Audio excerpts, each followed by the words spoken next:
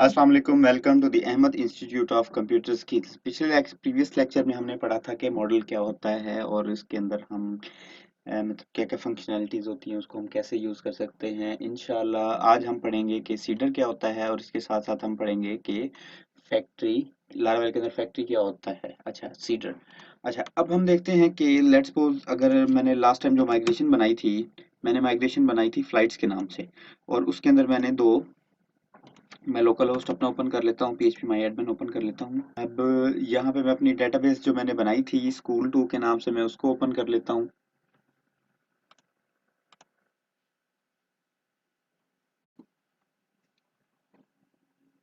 अब स्कूल के नाम से मैंने डेटाबेस बनाई थी, मैं उसको ओपन कर लेता हूँ। अब अब हम देखेंगे कि यहाँ पे मैंने फ्लाइट्स बनाई और इसके अंदर मेरा डाटा मतलब PIE और मैंने एयर ब्लू इसके अंदर डाटा इंसर्ट करवा दिया।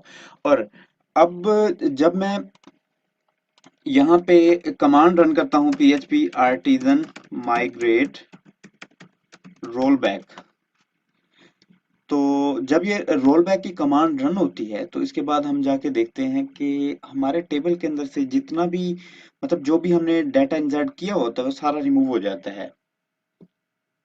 क्योंकि जब हमारा देखें, अगर हमारा टेबल ही जब रिमूव हो जाएगा तो टेबल रिमूव होने के बाद हम इसको दोबारा माइग्रेट कर लेते हैं।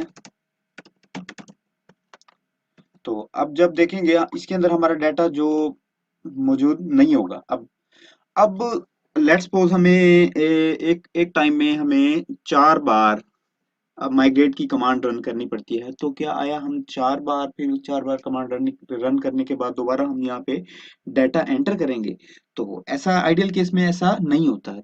क्यों? क्योंकि जब हम डेवलपमेंट कर रहे होते हैं तो हमारे पास टाइम मतलब शॉर्ट टाइम के अंदर हमने ज्यादा काम करना होता है, तो इसलिए हम क्या यूज करते हैं, सीडर। अब सीडर क्या करता है, सीडर के अंदर हम डाटा डमी डाटा डाल देते हैं, हम वहां पे बता देते हैं कि डिफॉल्ट हमारे पास ये होगा। जब हम रन करते हैं ऑटोमेटिकली वो क्या करता है, वो उस डाटा को डेटाबेस के अंदर इंसर्ट कर देता है। अब इससे क्या होता है, हमें बार बार डाटा इंसर्ट करने की जरूरत नहीं पड़ती। हमारा क्या होता है, टाइम, इससे टाइम सेव हो जाता है। अब यहाँ पे जाके देखता हूँ मैं सीडर कैसे बनाते हैं, PHP आर्टिजन मेक सीडर।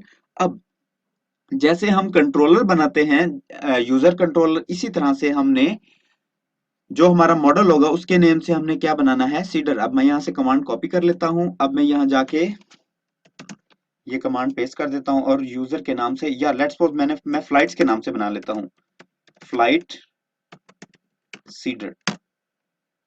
अब अब देखेंगे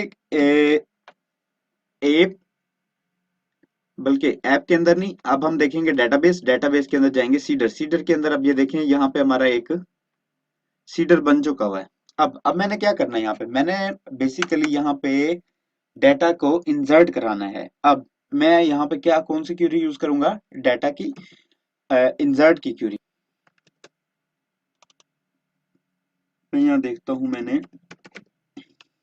फ्लाइट्स के टेबल के अंदर क्या डाटा डालना है, DB फ्लाइट्स, फ्लाइट्स के अंदर मैंने नेम, नेम रख देना है PI।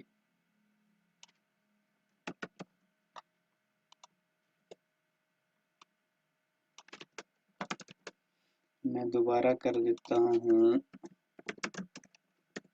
मैं यहाँ पे एक और नाम डाल देता हूँ एयर ब्लू। अब इसको हम, मैंने लेट्स सपोज यहाँ पे 2 डाटा डाल दिया। अब ये करने के बाद मैं इसको रन कैसे करूंगा, मैं यहाँ पे मुझे करना होता है PHP artisan DB seed minus minus class. अब यहाँ पे मैं क्लास का नेम दे दूंगा, मेरी क्लास का नेम क्या है, फ्लाइट सीडर। अब मैंने इसको रन किया, अब ये क्या कहता है, सीडिंग डेटाबेस। ठीक है, अब हम यहाँ पे जाके देख लेते हैं। तो अब यहाँ पे देखें मेरे पास PIA और एयर ब्लू यहाँ पे क्या होके आ गया, इंसर्ट हो गया डाटा।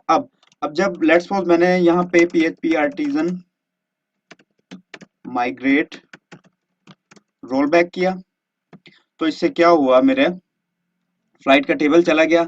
जब मैं दोबारा माइग्रेट की कमांड रन करूंगा तो अब इससे क्या होगा, अब इससे ये होगा कि मेरा फ्लाइट का टेबल आ गया। और मैं क्या करूंगा, अब दोबारा से मैं ये कमांड रन कर देता हूं, DB सीड वाली। अब लेट्स सपोज मेरे पास काफी सारे सीडर है, तो अब जो काफी सारे सीडर है मैं उसको कैसे मतलब यहाँ पे एक टाइम पे मैं कैसे कॉल करूंगा। अब हमें क्या करना होता है, हमें यहाँ पे डिफाइन करना होता है। जैसे अब मैं यहाँ कर देता हूँ दिस कॉल। अब यहाँ पे अपने सीडर का नेम लिख देता हूँ, फ्लाइट सीडर आ गया, क्लास। ठीक है। अब हम क्या करेंगे, php artisan db seed just class चलाएंगे। इससे क्या होगा, ये जितनी भी सीडिंग होगी सारी ऑटोमेटिकली सीड हो जाएंगी। अब देखेंगे हमारे पास यहाँ पे मल्टीपल डाटा आ गया। क्यों हमारे पास मल्टीपल आया है, क्योंकि हमने 2 बार जो रन किया है, तो इससे 2 बार वो डाटा इसके अंदर आ चुका हुआ है। अब इससे पहले हम वैसे हम इस तरह भी कर सकते हैं कि हम यहाँ पे जाएं और डेटाबेस को या इस टेबल को ट्रंकेट कर लें। डीबी ट्रंकेट का मतलब होता है उसके अंदर से सारा डाटा निकाल दें। Table flights truncate. अब ट्रंकेट से क्या होने वाला है, ट्रंकेट से हमारे सारा डाटा पहले रिमूव होगा, उसके बाद ऐड होगा। अब मैं यहाँ पे डीबी सीड की कमांड चलाता हूँ, तो अब हम देखेंगे यहाँ पे जस्ट पीआईए और एयर ब्लू का डाटा होगा, ठीक है ना, क्योंकि उसने पहले उसको टेबल को खाली किया और उसके बाद उसने जो भी जितने भी हम यहाँ पे रिकॉर्ड रख देंगे, लेट्स सपोज मैंने 10 20 जितने भी रख दिए वो यहाँ पे क्या हो जाएंगे, ऐड हो जाएंगे। अब ये था हमारा सीडर। अब हम सीडर इस तरह से, हम सीडर के थ्रू हम डमी डाटा या जो भी हमारा रिक्वायर्ड डाटा है हम वो मतलब वो इसके अंदर डाल सकते हैं। और अपने अपने एक चीज ध्यान में रखनी है कि हमने इसके अंदर काम रन के फंक्शन के अंदर करना है।